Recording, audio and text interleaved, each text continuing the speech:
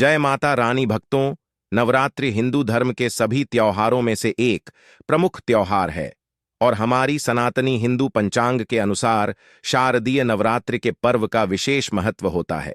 भक्तों, इसके बाद की 9 रातों में माता रानी के 9 स्वरूप शैलपुत्री ब्रह्मचारिणी चंद्रघंटा, मां कुष्मांडा स्कंद, माता कात्यायनी काल रात्रि, महागौरी और सिद्धदात्री की विशेष पूजा श्रद्धा और उमंग के साथ की जाती है।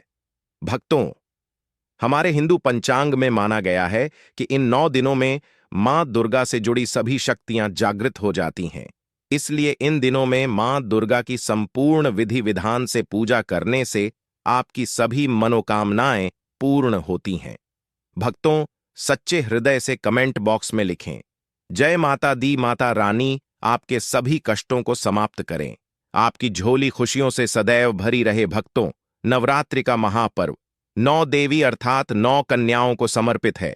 कन्या पूजन करने से हमारी समस्त पीड़ा दूर होती है, दुख दर्द दूर होते हैं, हर कष्ट दूर होते हैं, गृह क्लेश हमारे जीवन से हमेशा के लिए दूर हो जाते हैं।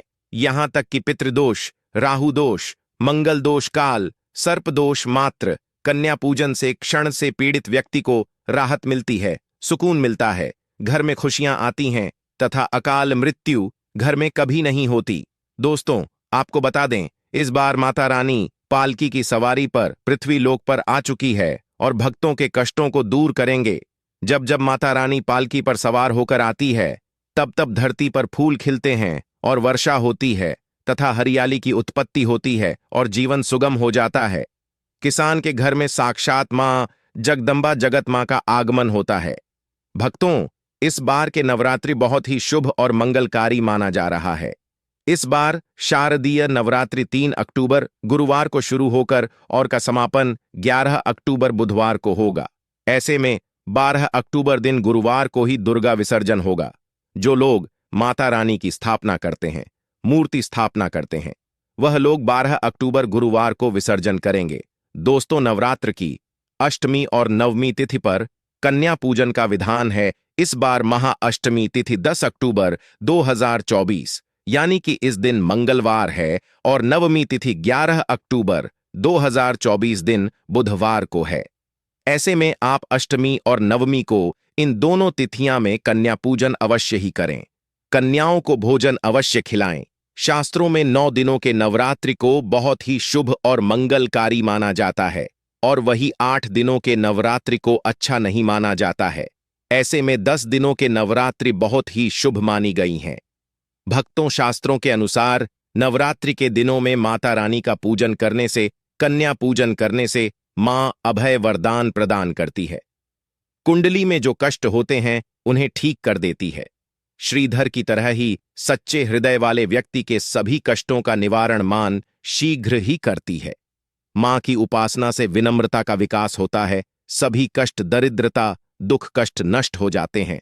नवरात्रि में माता रानी का व्रत और पूजन किया जाता है, लेकिन नवरात्रि के दौरान सबसे ज्यादा महत्व होता है कन्या पूजन। दोस्तों, कन्या रानी जो होती है, फूल की पंखुड़ियों की तरह नाजुक होती है। कन्या पूजन सर्वोपरि है, श्रेष्ठ है। कन्या के रूप में स्वयं जगदंबा देवी माता, वैष्णव 9 देवियां अर्थात समस्त ब्रह्मांड इनके शरीर के कण कण में वास करते हैं। बहुत कम लोग जानते हैं, 33 कोटि देवी देवताओं का वास होता है। कन्याओं के मस्तक पर कन्या चाहे छोटी हो चाहे बड़ी हो, वह सदैव पूजनीय है, मां के समान मानी जाती है। भक्तों, माना जाता है व्रत और उपासना से माता रानी इतना प्रसन्न नहीं होती है जितना कि कन्या पूजन से होती है। नवरात्रि में छोटी छोटी कन्याओं को माता रानी का स्वरूप माना जाता है। कन्याओं को भोग लगाया जाता है, उन्हें प्रसन्न किया जाता है और बदले में आशीर्वाद मांगा जाता है। कन्याओं को खुश करने के लिए गिफ्ट आदि उपहार वगैरह दिए जाते हैं। माना जाता है अगर कन्याओं को कोई भेंट दी जाए और वह उसे खुशी खुशी स्वीकार कर ले, तो इसका मतलब है माता रानी अर्थात माता वैष्णव ने वह भेंट स्वीकार कर ली। जिन पर कन्याएं प्रसन्न होती हैं तो समझो उन्हें माता रानी का आशीर्वाद मिल गया और माता रानी की कृपा से उन्हें मुंह मांगा वरदान प्राप्त होता है। कन्या पूजन कोई मामूली पूजन नहीं होता। समस्त ब्रह्मांड में जो पूजा होती है उनसे बढ़कर कन्या पूजन को माना जाता है। 10 बार गंगा स्नान करने से और 100 बार यज्ञ करने से तथा 1000 बार यात्रा करने से जो पुण्य मिलता है, वह मात्र एक बार कन्या पूजन करने से करोड़ों गुना भक्त को मिल जाता है, प्राप्त हो जाता है। दोस्तों, इसीलिए कहा जाता है कि कन्याओं को सताना नहीं चाहिए, इससे समस्त ब्रह्मांड हिल जाता है। कन्याओं की जितनी सेवा की जाए कम ही होती है। कन्याएं कोई मामूली नहीं होती। कन्या के रूप में स्वयं उनके मस्तक पर विराजमान होकर स्वयं देवी चलकर आपके घर तक आती है। नवरात्रि में 2 साल से लेकर 10 साल तक की कन्या का पूजन होना चाहिए। अष्टमी अथवा नवमी को कन्याओं के पैर धोकर भोजन कराना, उपहार आदि देना श्रेष्ठ माना जाता है, दुर्लभ माना जाता है। ऐसा मौका कभी हाथों से नहीं जाने देना चाहिए। इस दिन जितना ज्यादा हो सके कन्याओं को हाथ पकड़कर, पैर पकड़कर अपने घर तक लेकर आए। भक्तों, वीडियो में आगे बढ़ने से पहले आप अपनी राशि भी कमेंट बॉक्स में जरूर डाल दीजिएगा। यदि हमारे पास कोई उपाय होगा तो वह हम आपके कमेंट का रिप्लाई में बता देंगे। कोई भी राशि के अनुसार अगर उपाय करता है तो माता वैष्णव बड़ी प्रसन्न होती है और ऐश्वर्य धन प्रदान करती है, मालामाल बना देती है। इसीलिए राशि कमेंट में जरूर छोड़ें और हां, माता को एक लायक जरूर करें। लायक करने में कंजूसी ना करें दोस्तों। कैसे करें कन्याओं का स्वागत? कन्या जब आपके घर आए तब सभी के पैरों को दूध और पानी से उनके पैरों को धुला चाहिए। खासकर मर्दों को कन्याओं के पर आवश्यक धोने चाहिए। इससे मैया वैष्णो प्रसन्न होती है दोस्तों। फिर उसके बाद कन्याओं को किसी साफ जगह पर जमीन पर कपड़ा बिछाकर बैठाना चाहिए। उनके माथे पर अक्षत फूल और कुमकुम लगाना चाहिए। फिर उसके बाद भोजन ग्रहण करवाना चाहिए। लेकिन हमेशा याद रहे, कन्याओं को थाली में 3 पूरियां कभी ना रखें। इसे शुभ नहीं माना जाता है, अशुभ माना जाता है। 3 पूरियां तथा 3 रोटियां मरने वाले व्यक्ति के लिए निकाली जाती है और जेल में कैदियों के लिए दी जाती है। ऐसे में कन्याओं को उनकी थाली में 3 पूरी कभी ना दें। 1-2 करके पूरियां दे सकते हैं।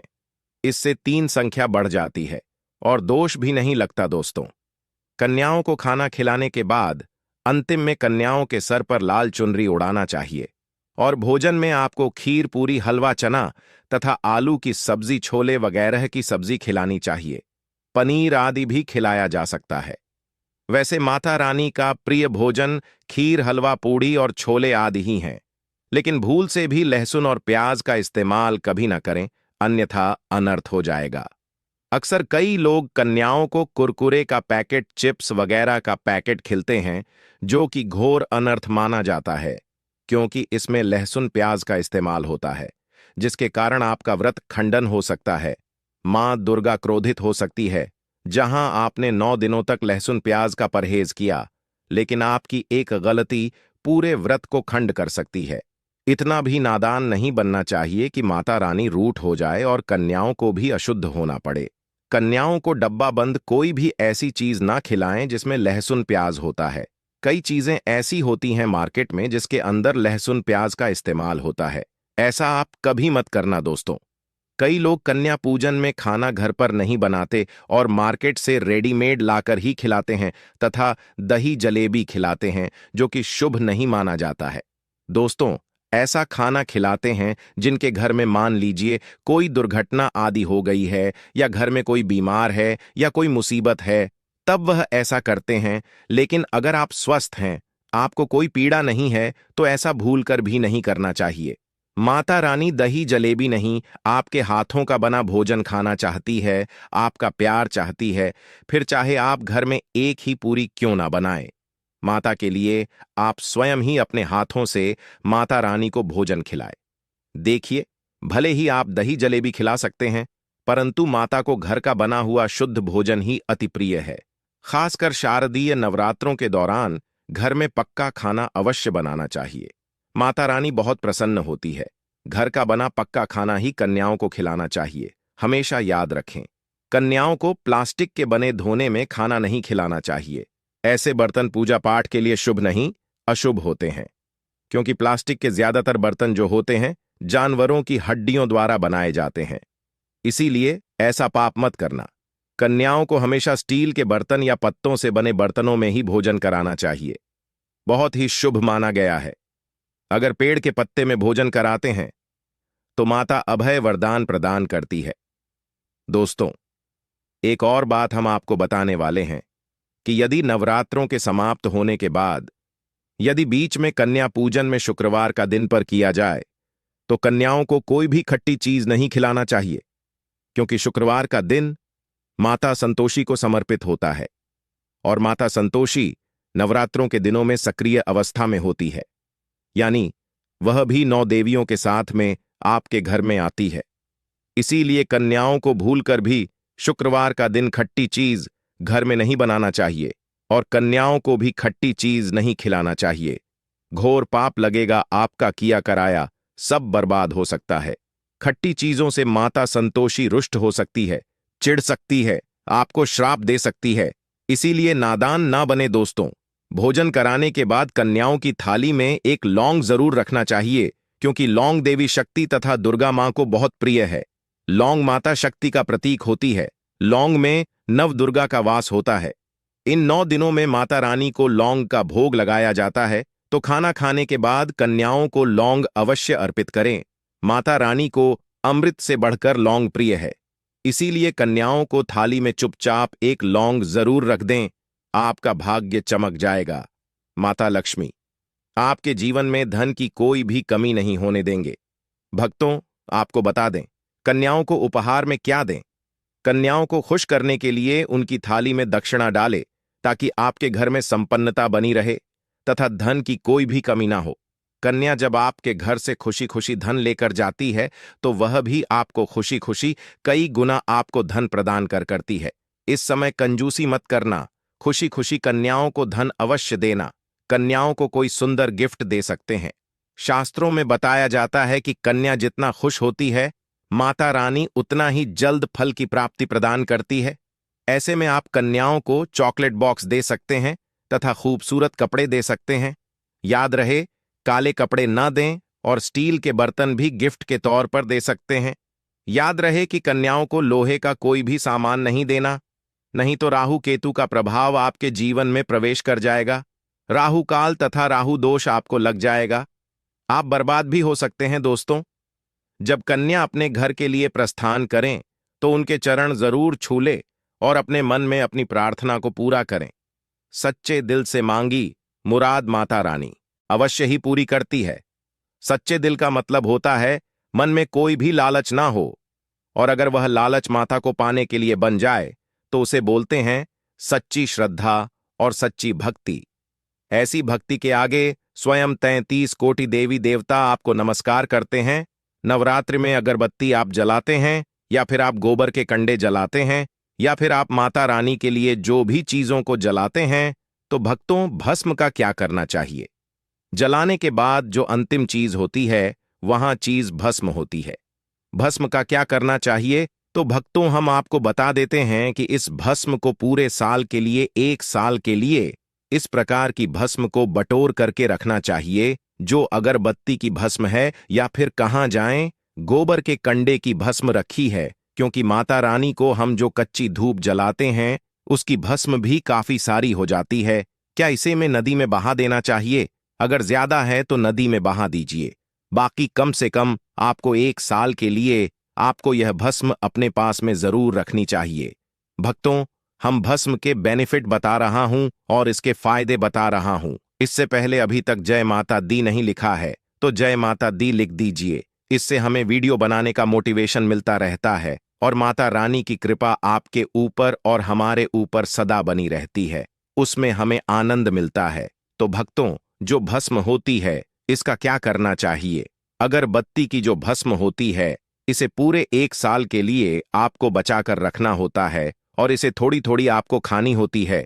अगर आप चाहते हैं कि आपकी अध्यात्म उन्नति हो, आपकी प्रगति हो, तो यह थोड़ी थोड़ी मात्रा में खाना शुरू कर दीजिए। आपके जो सोचने समझने की क्षमता है इतना ज्यादा पावरफुल हो जाएगी कि आपके आसपास में रहने वाले लोग जितना सोचते हैं उसे 1000 गुना ज्यादा आपकी सोच बढ़ जाएगी। भक्तों, जिस भी कार्य को करने के लिए जाएंगे उस कार्य में आपको तरक्की मिलना शुरू हो जाएगी। और भक्तों, एक खास बात, छोटे बच्चों को नजर तो बहुत ही जल्दी लग जाती है, तो जो अगरबत्ती की भस्म होती है, माता रानी के लिए 9 दिनों तक आपने भस्म जला करके रखी है, उस भस्म का थोड़ा सा तिलक आप जो हैं उनके मस्तक पर लगाइए। या फिर चाहते हैं तो जिस हिस्से में दर्द हो रहा है, जैसे कि पेट में अचानक से दर्द हो रहा है, उस हिस्से पर आप जो है इस भस्म को रगड़ दीजिए, अच्छी तरीके से भस्म लगा दीजिए। तो पेट में अगर प्रेत लगा हो, प्रेत भस्म हो जाएगा, बाहर निकल जाएगा। सिर दर्द हो रहा है, सिर में लगा दीजिए। यानी कहने का मतलब है कि यह आपके हर प्रकार के दुख तकलीफ बाधाओं को दूर करने का काम करता है। नित्य खाएंगे। अपने छोटे बच्चे को खिलाना शुरू कर दीजिए, पढ़ने लिखने में कमजोर है। ऐसे में जो बुद्धि स्थिर हो जाएगी, कई लोग पढ़ने लिखने को बांध देते हैं, कई लोग किसी की किस्मत को बांध देते हैं।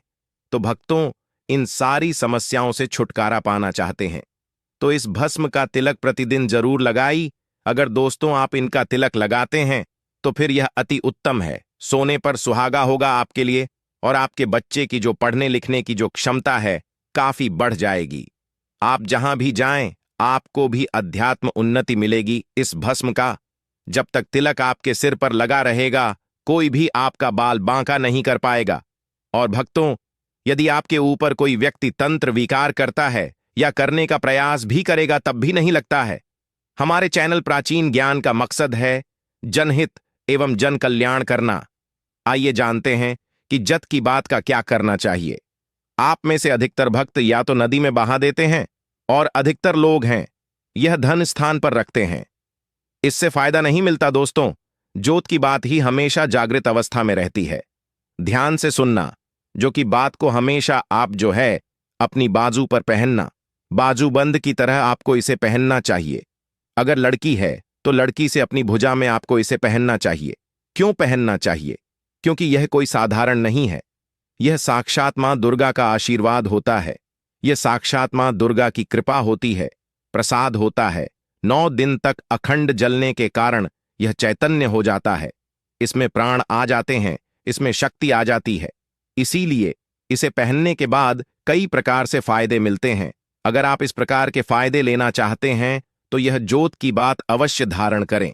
दोस्तों, अगर आप वाकई में मां वैष्णव की कृपा पाना चाहते हैं तो कमेंट बॉक्स में लिखें, जय माता दी, माता रानी आपकी झोली खुशियों से भर दे।